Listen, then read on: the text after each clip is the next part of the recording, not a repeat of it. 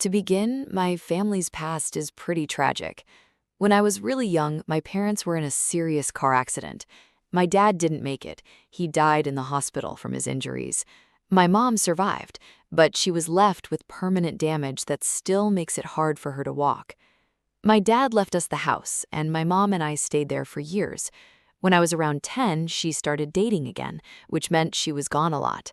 During those times, my Uncle Steve would stay over for days at a time, and we became really close. He basically filled in as a father figure for me. He'd play catch with me in the yard, take care of the pets, take me to the movies, just normal things a kid needs, things I never got to experience with my dad. But as time went on, things changed. My mom eventually remarried, and my Uncle Steve started coming around less and less. By the time I was 16, there was a stretch where I didn't see or hear from him at all. At that point, my mom trusted me to stay home alone, so I didn't question it much. Honestly, having the house to myself as a teenager wasn't exactly a bad thing. She'd come by a couple nights a week for dinner, but mostly she lived with her husband. Whenever I asked about Uncle Steve, my mom was always vague. I started to suspect something had happened to him. Maybe he was sick or even dead. It might sound strange that she wouldn't tell me, but if you knew her, you'd understand.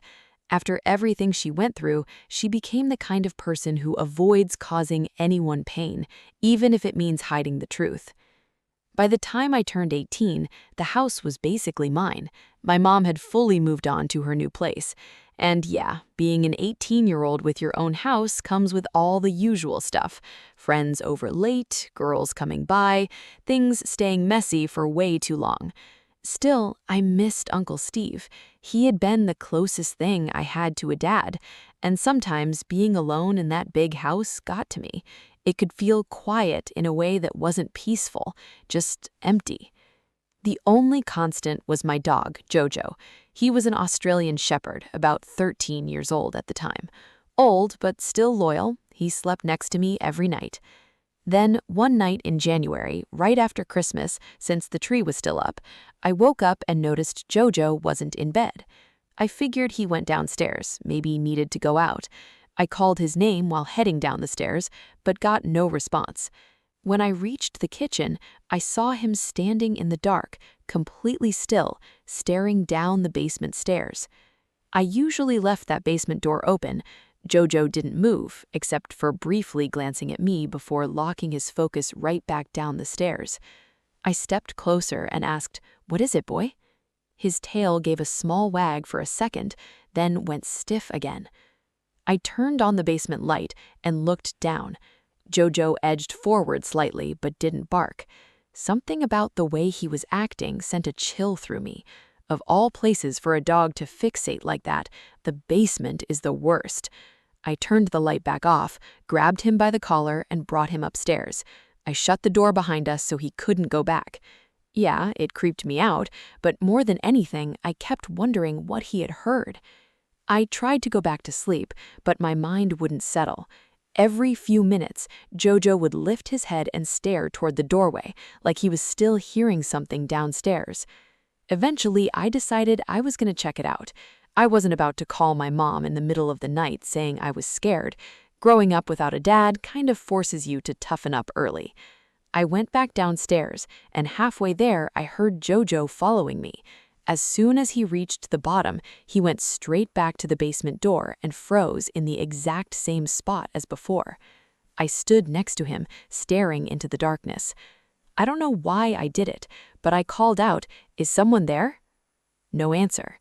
So I turned on the light and started walking down the stairs. Each step creaked loudly beneath me. You couldn't really see into the basement until you got halfway down because of how low the ceiling was. I was only a few steps in when I heard it. A voice. It was my uncle's voice. I recognized it instantly, even after all those years. It came from somewhere in the basement, calling my name. But it sounded weak, like he was hurt. My heart dropped. I ran the rest of the way down, but when I got there, the basement was completely empty. "Uncle Steve?" I called out. Jojo stayed at the top of the stairs. He wouldn't come down. I searched everywhere, behind the couch, near the TV, nothing. The only place left was the laundry room in the corner. When I looked toward it, I thought I heard the faintest sound from behind the door. That was enough. Something in me snapped, and I bolted upstairs like a scared kid. I didn't even turn the light off. I slammed the basement door shut and ran. Jojo, who hadn't barked in months, suddenly started barking and rushed upstairs behind me. I locked us in my room and immediately called my mom. When she answered, I was practically whisper yelling, telling her someone was in the basement and that it sounded exactly like Uncle Steve. She stayed oddly calm while I explained everything. When I finished, I expected panic, anything. Instead, she gently said it was probably just a bad dream. I insisted it wasn't. I told her Jojo heard it too. Then she paused, and that's when she told me the truth. Uncle Steve had gotten cancer and died years ago. That's why he stopped coming around. Before she could finish, I cut her off. That's not possible. He's in the basement right now. She stopped me and said, "Listen, if someone's really down there, call the police." So I did. Jojo and I waited in my room until the cops arrived. When they knocked, I ran down and brought them in, pointing straight to the basement. The door was still shut exactly how I left it. They told me to stay upstairs, but I followed them anyway. I walked them through everything, what I heard, where I checked, and finally pointed out the one place I hadn't gone, the laundry room. They opened it. Nothing. No one inside. No hiding spots, just an empty room exactly how it always looked. At that point, I knew how I must have looked. They searched the entire house, basement, first floor, upstairs, nothing. Completely clear. To their credit, they didn't treat me like I was crazy, but I could tell they didn't believe me either. After they left, I called my mom again. She finished explaining about Uncle Steve, how she hid it to protect me from more loss. I told her that made it worse, but none of that explained what I heard. After a long pause, I just said, "Mom, I'm scared." She tried to reassure me, saying my mind was playing tricks on me. I acted like I believed her, but I didn't. That night, I barely slept. Jojo stayed right next to me the whole time. For the next week, living in that house felt unbearable. I couldn't go near the basement door. Even though Jojo stopped reacting to it, the feeling never went away. I know what I heard, and I know it wasn't just in my head, because Jojo heard something too. If he hadn't been there, maybe I could have convinced myself it was nothing, but he was, which means something or someone was down there. Something that sounded exactly like my uncle. My mom sold the house a year later. This happened when I was 24. At the time, I was renting the upstairs of an old house by myself. It wasn't exactly an apartment, more like the second floor had been converted into a small living space. I had a bedroom, a bathroom, a tiny kitchen, and a living room. The landlord lived out of state, so I almost never saw him. The entire first floor below me was empty. It had been that way for months because he said he was renovating it before renting it out again. That part always made me uneasy. Every night I was sleeping above a completely dark, empty floor. Still, the rent was cheap, and I told myself I was overthinking it. For the first few weeks, everything was normal. Then, one night, around 1 a.m., I was lying in bed scrolling on my phone when I heard a single footstep directly beneath me. It was so clear that I froze and waited. A few seconds later, I heard another one. It sounded exactly like someone slowly walking through the living room downstairs. I sat up and just listened. At first, I tried to explain it away, maybe the house settling, but it didn't sound like that. Old house noises usually creak or pop. This sounded heavier, like actual weight pressing into the floorboards. I stayed still for a while before finally convincing myself it had to be nothing. The next morning, I checked the first floor before leaving. It was locked. I even opened it and looked around. Completely empty. Dusty, no furniture except an old broken table in one room. I felt kind of stupid for letting it get to me. The next night, nothing happened, but the night after that, it started again, around 12:30 this time. Same thing, slow footsteps, 3 or 4 at a time, then silence, then a few more. It went on for maybe 2 minutes. I muted the TV and stood in the middle of my living room listening through the floor. I kept trying to rationalize it. Maybe an animal got in, maybe pipes somehow sounded like footsteps, but deep down I knew exactly what it sounded like. A person. I texted my friend Scott about it, and he joked that the downstairs tenant must have finally moved in. Over the next week, it kept happening, always late at night, always from below. Sometimes it was footsteps. One time, it sounded like a cabinet door closing. That was the moment I got genuinely scared enough to call the landlord. He didn't seem concerned at all, more annoyed than anything. He told me no one else had keys except him and he was out of state. Then he brushed it off as normal house noises and said if I was really worried, I could call the police. That didn't help. If anything, it made me feel worse, like if something actually was wrong, I was completely on my own. Then one Friday night, I got home late, close to 2 a.m.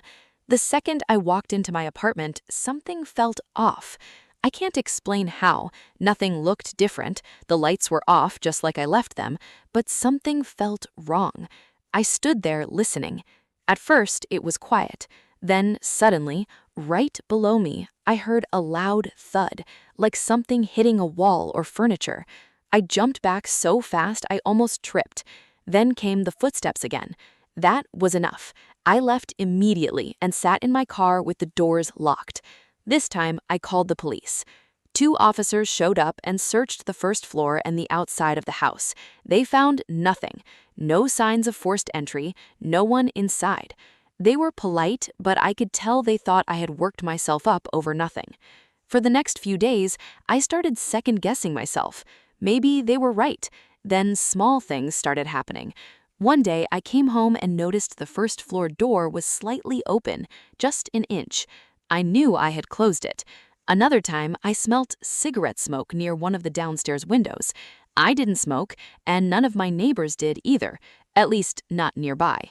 Then, one night, the footsteps came back, but this time they stopped directly under my bedroom. I was lying in bed, completely still. It sounded like whoever it was just standing there, waiting. I held my breath and listened.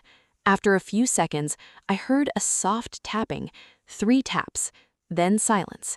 I can't describe the feeling that hit me. It felt like I was being watched, even though that didn't make sense. I grabbed my phone and texted a friend asking if I could come stay over.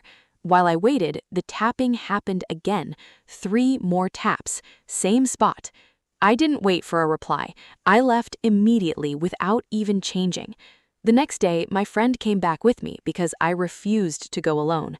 We checked everything again, nothing. But when we got to the downstairs kitchen, he crouched down near one of the cabinets and said, "What is that?" There was a cigarette butt shoved deep under the cabinet toe kick, almost hidden. It looked fresh. That was the moment everything became real. Someone had been there. At that point, I didn't care how paranoid I sounded. I called the landlord again and told him everything. This time, he took it seriously and said he'd come the next day. I stayed somewhere else that night. When he arrived, he called me and said nothing obvious stood out, but one of the back windows downstairs didn't lock properly.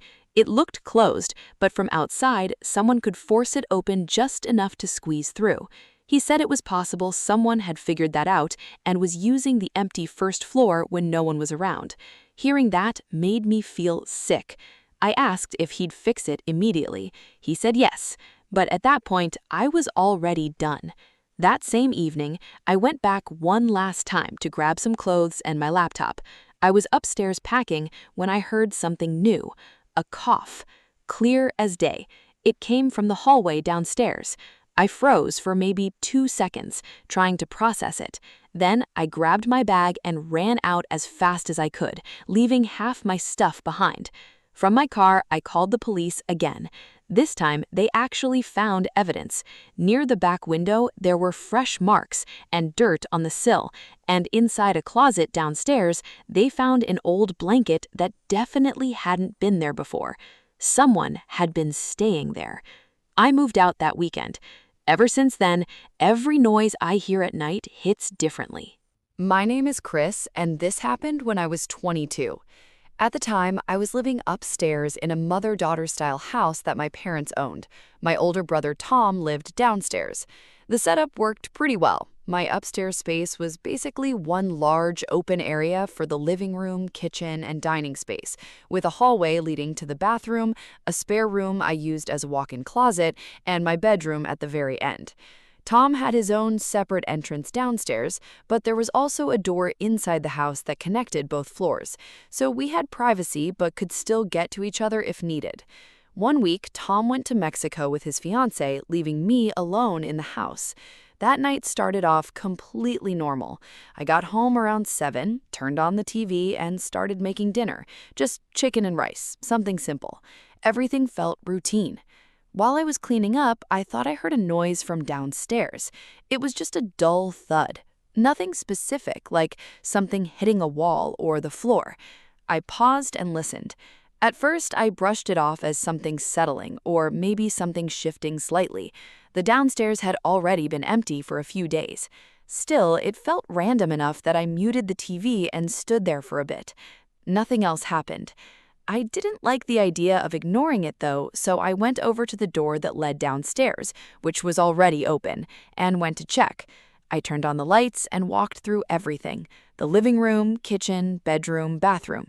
Everything looked completely normal. So I went back upstairs, finished cleaning, and sat on the couch watching TV for a while. After about an hour, I got tired and went to bed. I started drifting off pretty quickly. Then, out of nowhere, music started playing from the living room. It was loud enough to wake me instantly. At first, I didn't even understand what I was hearing. Then I realized it was coming from my Amazon Alexa sitting on the kitchen counter.